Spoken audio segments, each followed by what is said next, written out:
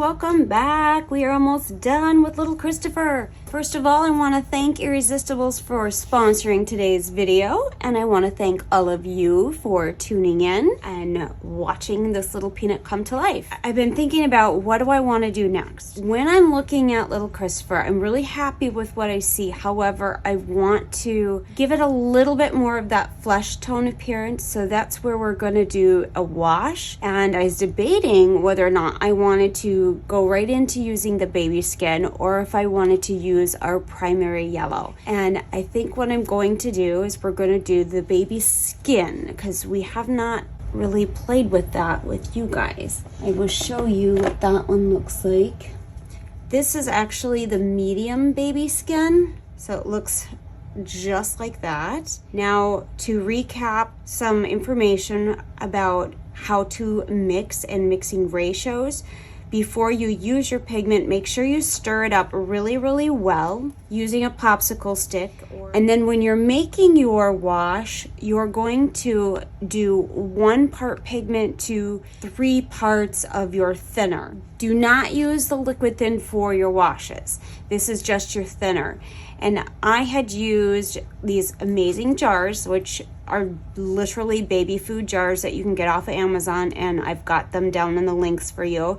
I like these because the lids are all colored and it has the measurements on it. I do 1 ounce of the thinner with a nice dollop of our baby skin. I want to lighten it. So, okay, how do you lighten it? How do you change the tint or the tone of your pigment? So, good question. With this guy, baby skin, it's a little bit more fair, and I want to keep it more fair because if I add too much of that yellow or orangey pigment to it, it's going to completely wash out our lovely blushing that we've created. So I want it to be more translucent and a lot lighter of a tint. And by changing the tint, you need to add your white. If I have this, I'm going to grab my white and add a little of your thinner onto it before you dip it into your paints. You'll find it's a lot easier to control. I'm going to add about that much. So 1 side of a 1/4 inch flat brush to change that tint just a little bit. I want it to be more translucent, like I said. The less thinner you have, the more pigmented it's going to appear. So we want it very light and translucent. So that is a very nice color. There we go. White. So it's a little bit darker than the medium baby skin. Let me show you just by using our lovely little well here. I'm gonna mix it up a little bit. Now this one's gonna be a little bit harder because you have to eyeball wise, because you don't have the measurements on the jar to guide you on how much thinner to add to it. So again, you want to keep that 1 to 3 ratio using only your thinner and your pigment, no liquid thin. I'm going to do about that much. So you want to load it up so you have a half of 1 side loaded with your pigment, not the other. And I still have plenty of pigment on my brush itself. Now we're going to add our 3 parts thinner. So I'm going to add just enough to cover the bottom of my well here and mix that up. I started writing down my mixes so that way I can remember what I did. So I have a little journal that I have been keeping. I'm going to add a little bit more thinners because I want it to be more translucent. There we go. Beautiful. I want that nice pale appearance. Mix, mix, mix. I'm going to go ahead and use this one versus the other one because the other one is too dark for this baby. So that one's better for one of the other babies I've used. All right, we're going to start with the head. And this is actually probably one of the simplest things you're going to do. I use a mop brush. This one is a 3/4 inch mop brush when I'm doing the final washes, and I'll just start with the back. Very, very simple. Look at how it really brings those colors together. That's so pretty. Move this over a little bit. Pulling that color forward, you're gonna do inside the ears. You're gonna do everything. Make sure you get into every area. Over the eyes, across the nose, top of the lip. Here we go. Now, you have a couple options. You can either let it flash off the way it's at, or if you want to soften it a little bit, if you've got a little bit of brush marks, that's where you can go in and use a dry brush, or you can use your sponge. The difference between doing a sponge and a dry brush is that this is gonna leave more of that pigment on the surface and give it more of a stippled effect to it. Basically, all it's doing is getting rid of any brush marks that might be there. When you're using your cosmetic wedge, I always tear the top off so that it has more of that textured appearance. But when you're using your cosmetic wedge, that is gonna lift some of the color off while it's leaving an imprint behind. The thing I like about doing it that way is that, one, it helps make sure I'm not having too much pigment on the surface or on the dull limb or head or whatever area I'm working on, especially when you're in the cracks and crevices of all of those areas, like behind the ears, in the creases of the eye, anywhere that color can build up. So I'm gonna go through with my sponge and tap that out just a little bit, making sure that I get it nice and balanced. Go over the nose, eye, cheek. That's looking so good.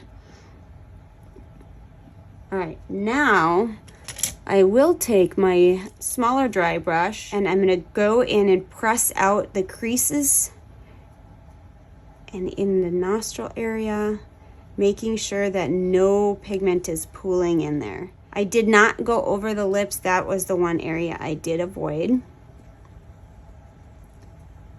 Getting inside the ear, the top of the ear. If you don't do this, whether it's using a dry brush or your sponge, make sure that before you bake, you check any of those creases for pooling, because if they start pooling and then you bake it, you're gonna have these white lines where the color is way too thick and built up in those areas. So go through and make sure that you double check that you don't have any pooling, and if you do, go in with your dry brush and pounce it out, and that looks really good. And I'm gonna do one layer on the whole kit, the head and the limbs. Same scenario with the limbs. You're gonna paint it all on, but then you also want to make sure that you are lifting that color with your cosmetic wedge, especially in the creases of the hands and the feet. When I'm doing the limbs, I'll again start with the top of the arm, and I'll do the larger areas first before I go over the smaller creases, because that way a majority of my pigment has been dispersed on the rest of the limb. So by the time I get to the fingers, the pigment isn't as thick. Does that make sense? That looks good. Make sure you get in between. I avoid the fingernail bed itself because I do my different little painting method to create an illusion of lunulas by doing like a reverse painting method, which we'll talk about when we get into this fine details. Going over, that looks good. Grab my dry brush, hit the crease in through there, in through the bottom of the hand, and that looks good.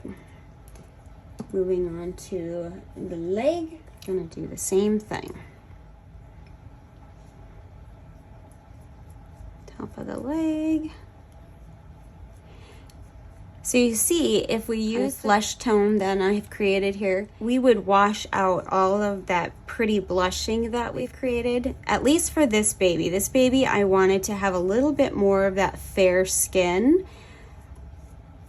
If you did go over it, you're gonna lose a lot of that. So if you wanted to, you could go over all of the larger areas like we had done in the past, avoiding your blushed areas, and then go in with your dry brush and dry brush out the areas that you didn't apply the wash to, so that way it's got a nice transition and you see more of the pigment of the blushing in those areas, but yet you still see the skin tone coming through as well. So you can do it that way if you want to. There's so many ways you can do it. There is no really right or wrong way, but this is just one of the ways that I create these little guys.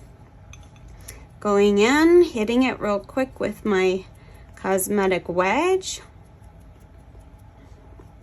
making sure that I don't have anything too thick or pooling.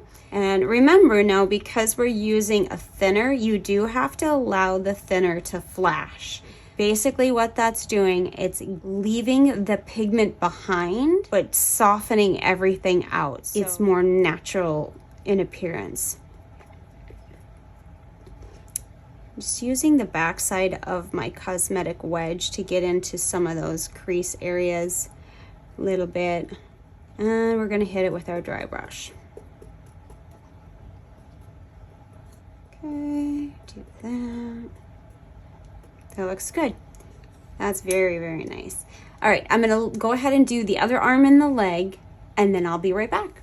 All right, now that we have gotten that first layer of the baby skin completely flashed and you have baked it for about 10 minutes at 265, we're gonna move on to the next step. First off, I wanna say, if you're not happy with the coloring that you have right now and you want it a little bit more rich with that skin tone, do a second or a third layer of the baby skin. But remember, the more washes you do, the more you're going to mute all of the details and the blushing that you have already applied. So at that point, then I would put your pigment down using a textured sponge. That way you're not losing all of the details you've already done. Or avoid those areas and dry brush around them. So one thing I like to do is I like to do the micro veins using Prisma pencils. I have tried painting them, and no matter how hard I've tried, I haven't been able to achieve that really crisp, thin, tiny line. So I had tried out using the Prisma pencils. We use them on the hair. Why not try them for the other applications? So this one we want to use, or you want to use, the PC 925, and that's the Prisma Lake color. So it's more of a deep red versus like a primary red. When you're using your pencils, make sure that they're nice and sharp. So I'm gonna go in, I'm gonna sharpen my pencil first. Super, super sharp. With the one thing is that you have to sharpen it so often. I feel like I'm wasting a lot of my product, and you guys know me, I hate wasting product. So the more you sharpen, the more you're taking away some of that edging of color. So I feel like I go through my pencils fast. All right. Some of the areas that you're going to find micro veins are going to be along the cheeks. You might have micro veins on the eyelids, on the ears, anywhere you really want to. You can make the broken capillaries. You can do all kinds of fun things using your Prisma pencils. So I usually will start with that Crimson Lake, the PC 925, and that will be my base. I will probably do another layer of the baby skin over that, and that will soften our lines just a little bit, but it'll help it blend into the remaining layers. So I'm going to start with our ears. I like to go in and work on the inside fold. You're going to do the slightest pressure, and you can see if you end up getting an area that you have too much pressure in, use your cosmetic wedge to erase that and try again. You're creating these squiggly lines that will connect, And how much and how little you do is entirely up to you.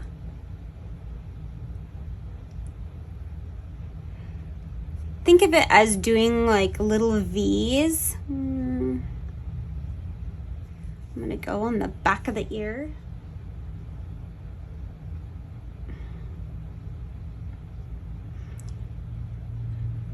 Go up and around. So you're going to connect your capillaries and your veins, microveins, so that way it looks like it's more of a natural appearance. Make sure you're wiggling or having a constant movement with your pencil. You don't want to draw a straight line. You can bring those capillaries over, or those microveins over the edge of the ear, going through here.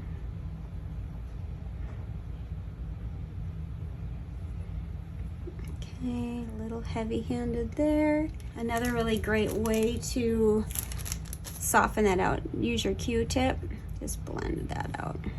Okay, that's pretty good. We're gonna do the other ear. When you're going over the humps inside the ear, sometimes I find it's easier for me to work from the top of the fold towards that hump and then go back from the inside, going up the edge of that hump and connecting it.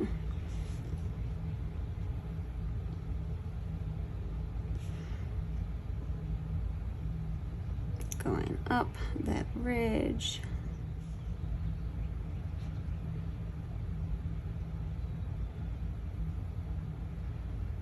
You can find some pretty good references of veins or microveins on the internet. There is so many you can find. Just search images and then put in microveins or capillaries, and you will see all kinds of lovely veins popping up. I don't always do this to every doll. Sometimes I will leave it without any. It really depends on the doll and what I'm doing. If I want to have more of a detailed type of look versus maybe a gifting baby or a baby for a child, which I don't typically do.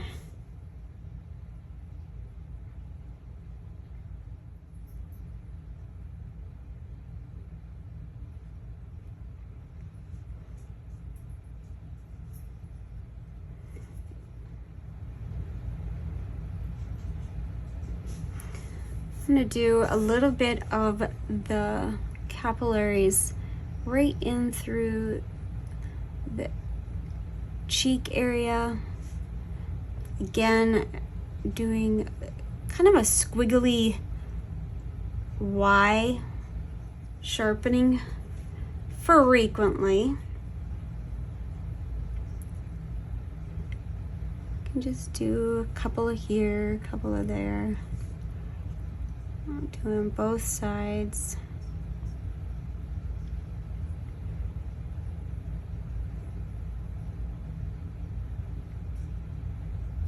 And I just noticed I did one upside down. When I'm doing my veins, I usually have the branching going downwards, and this one I kind of went upwards. I'm kind of messed up on that one, but that's okay.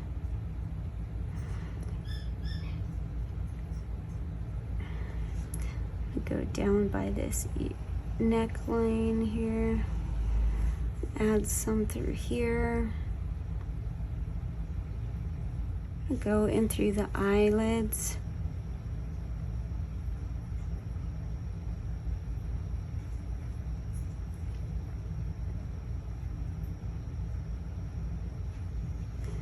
just a little bit.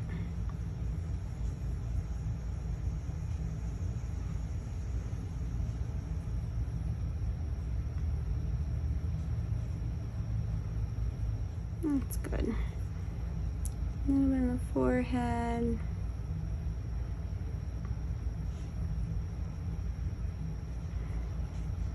Okay, go right in on that upper lip. Don't use erasers with your Prisma pencils because it leaves kind of a film behind, and then your color of the pigments that you've already applied kind of gets distorted from what I've noticed. So the best eraser I can suggest is using cosmetic wedges. They work just fine. You want to make sure they're the dense ones though. All right, I'm pretty happy with that. So I'm going to set her aside, and we're going to do just a little bit, I think, on the arms and the legs. We're not going to do a lot.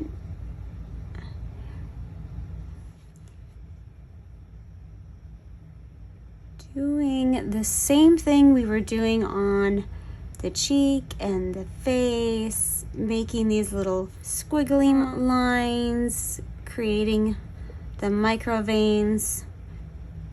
And I keep going back and forth between saying micro veins and capillaries.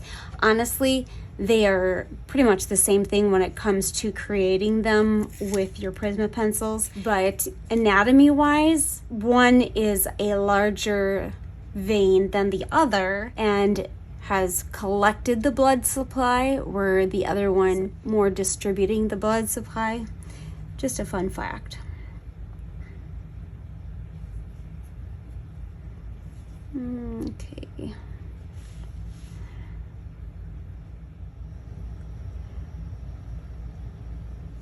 Just a couple.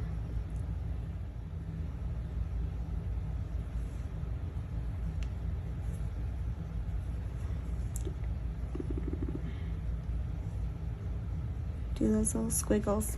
Okay, that's good. I'm gonna go ahead and do the leg. Same thing that we did with the arm and the face. Oops.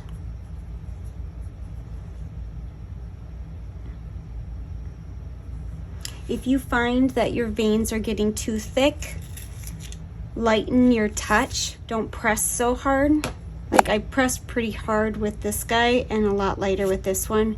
So I really like that one a little bit better, but that's okay.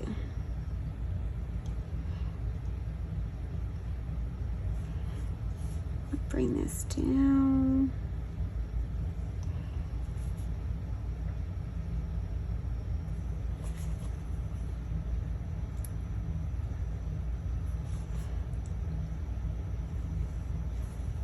Go in the back here. Do a few on the top of the foot. Oops. Got a little heavy-handed there. Take our little cosmetic wedge and lighten that up a little bit. There we go.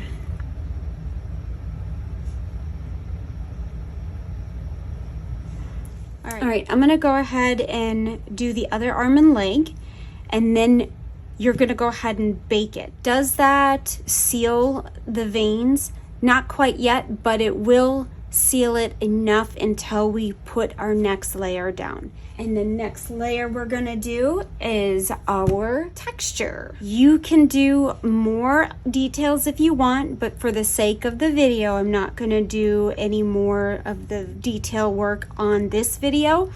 However, we're gonna move on doing some texture, and then we're gonna do a little bit of our matting and some final touches. All right, guys, we're almost done. I will see you guys all again on the next video. I'm trying really hard to get them uploaded as fast as I can. Been a little behind, so I apologize for that. But I do appreciate all of you. So we'll see you again soon. Take care. Bye-bye.